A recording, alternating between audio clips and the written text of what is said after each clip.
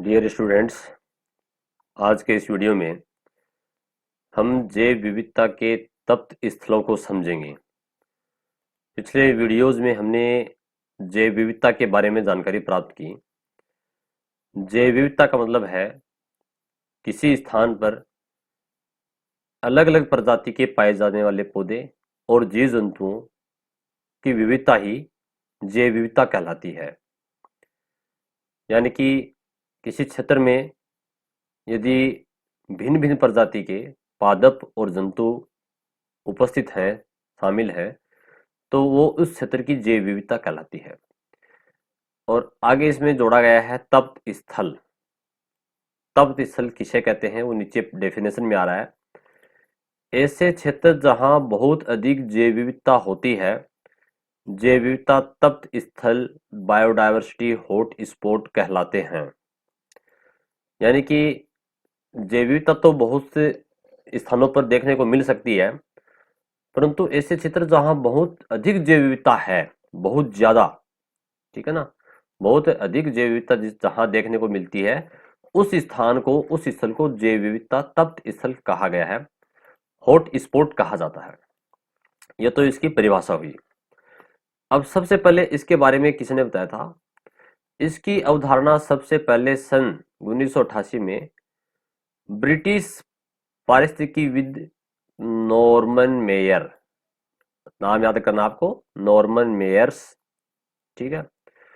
जो Norman Myers हैं, ये एक पारिस्थितिकी तंत्र पर काम करने वाले वैज्ञानिक हैं, इसलिए नाम पड़ गया पारिस्थितिकीविद, नॉर्मन मेयर्स।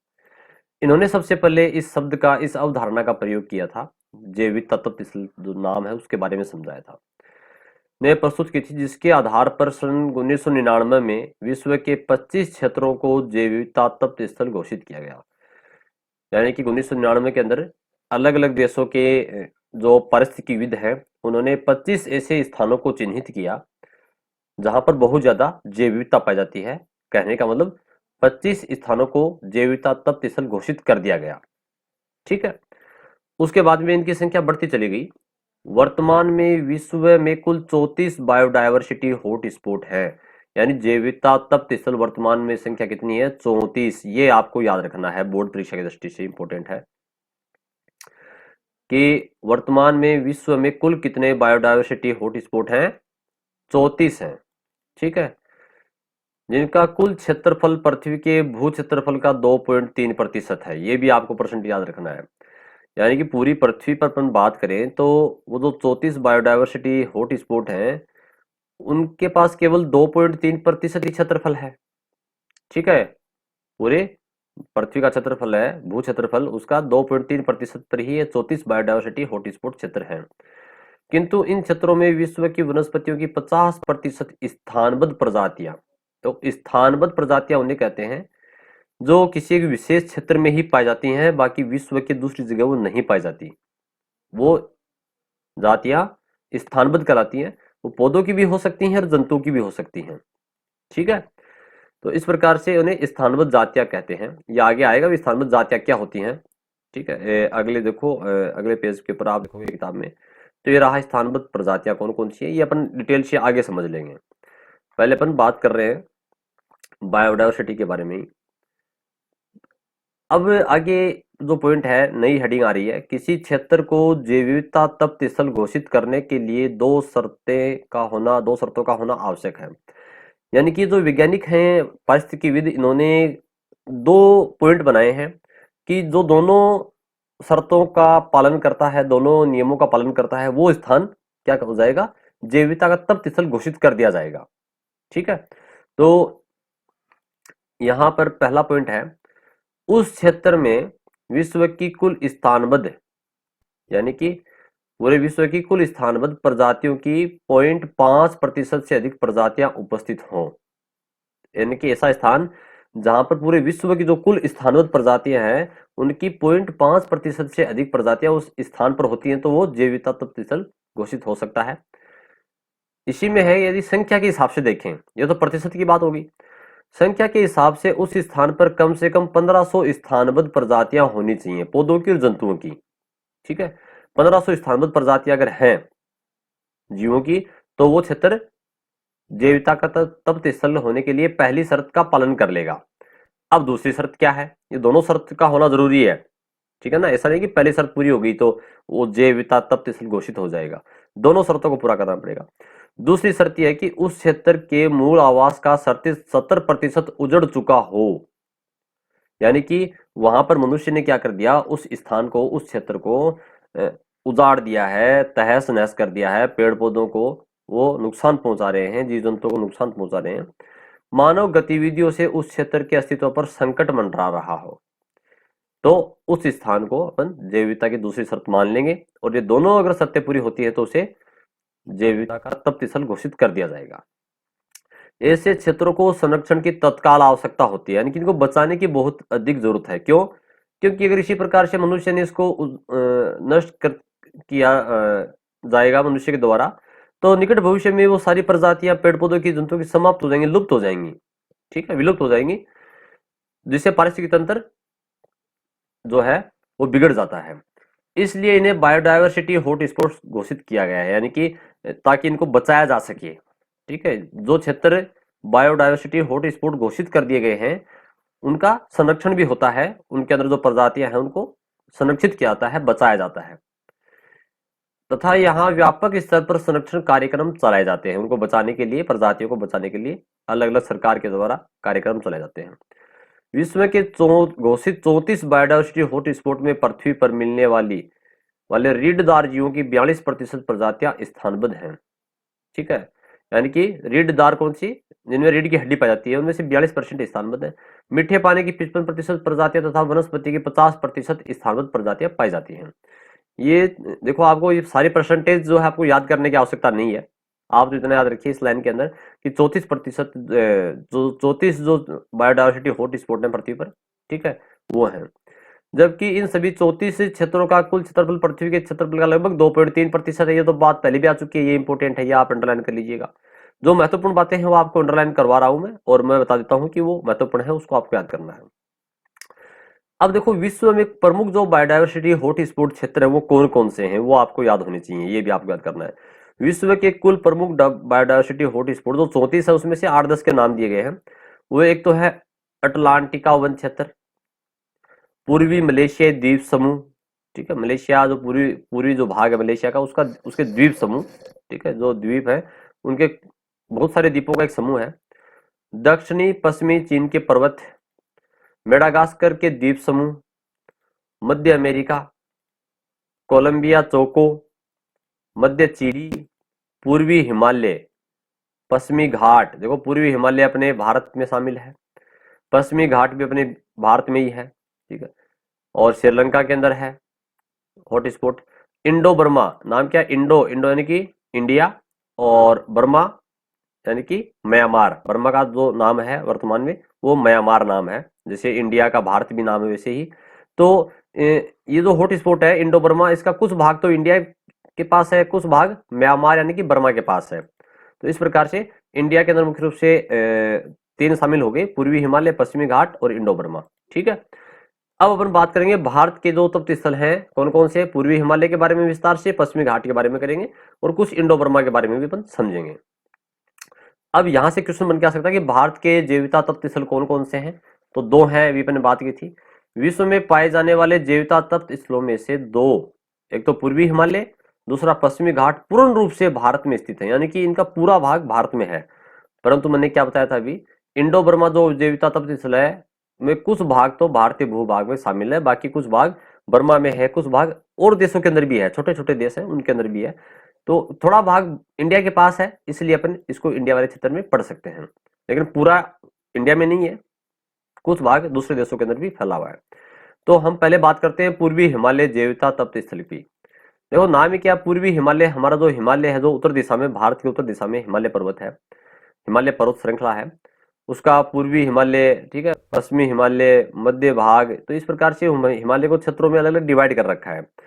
तो उसमें जो पूर्वी हिमालय है वो जैव विविधता का तप्त स्थल पर, यहाँ बहुत प्रकार की प्रजातियां पौधों के, जंतुओं की पाई जाती हैं, अलग अलग विविधताओं के साथ पाई जाती हैं, इसलिए वो जैव विविधता का तप्त स्थल है, ठीक है। और विश्व के जो 34 बायोडायवर्सिटी हॉट स्पॉट है उनमें वो शामिल है।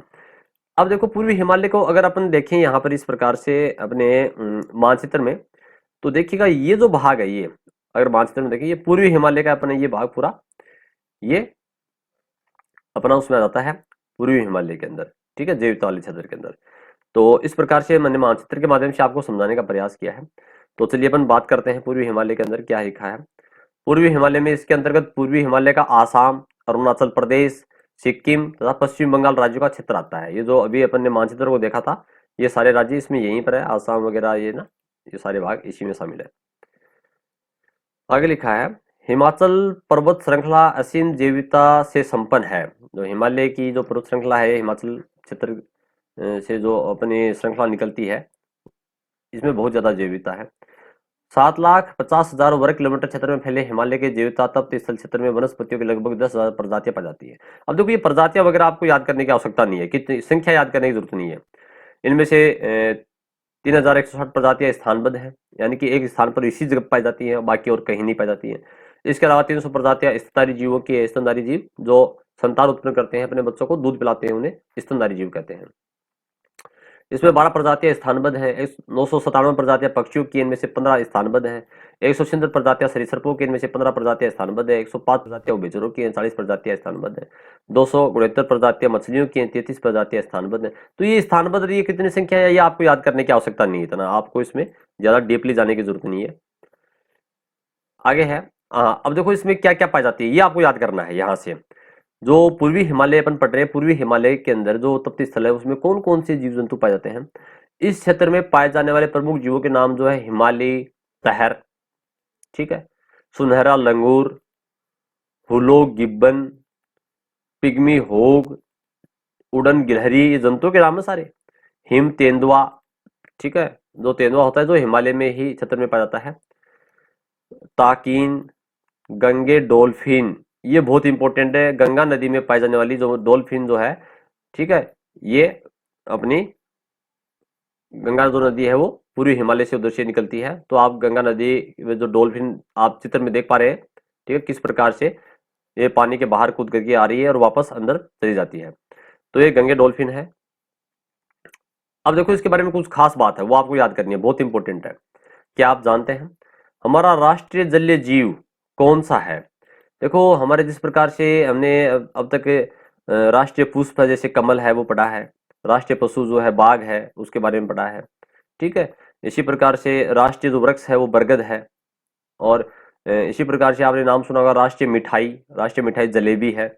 तो वैसे ही अपना जो राष्ट्रीय जलीय जीव है, ठीक है, कौन सा जलीय जीव जो पानी में पाया जाता है, वो है अपना गंगा नदी की डॉल्फिन, गंगे डॉल्फिन, ठीक है। और इसे वर्ष 2009 के अंदर इसको भारत का राष्ट्रीय जलीय जीव घोषित किया गया था।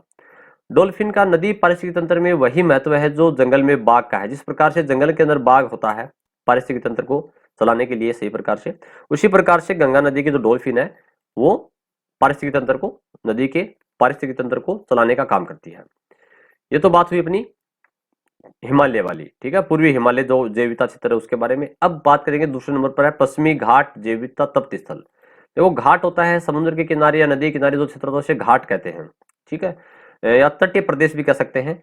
तो जो पश्चिमी घाट है, पश्चिम भारत के जो पश्चिमी क्षेत्र के अंदर अपन बात करेंगे, मुख्य रूप से आप देखें मानचित्र में, तो ये तो उत्तर दिशा है, ये पूर्व दिशा, और ये पश्चिम दिशा, और ये दक्षिण दिशा। तो अपन यहाँ इस क्षेत्र के अंदर ये जो भाग फैला हुआ है ये पश्चिमी घाट वाला क्षेत्र ये है, ठीक है।